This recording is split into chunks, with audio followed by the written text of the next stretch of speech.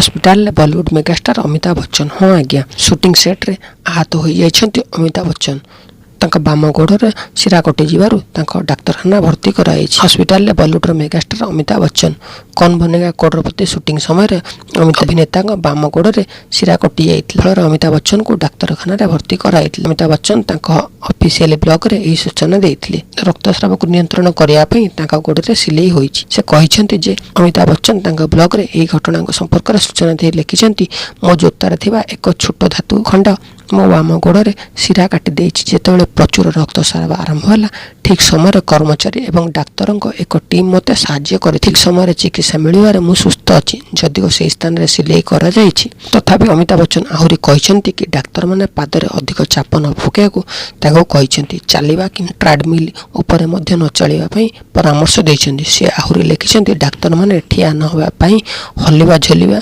Treadmill रे चलिबा खेत ऊपर चाप न पकाइबा मध्य कहिसेंति। किंतु एही समय अधिक दिन रही हबो नाही। मात्र एथुरु बाहरिया पई किछि समय लागि थाए।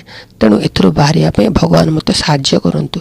शनिवार दिन अभिनेता कौन बनेगा करोड़पतिर सेट्रु फोटो शेयर करथिले जेउथरे तांका बाम गोड़े पट्टी बंधा होइथिबा नजर आसीथिला। धन्यवाद। वीडियो को अधिक देखिया पई चैनल को सब्सक्राइब करंतु, वीडियो को लाइक करंतु एवं शेयर करंतु।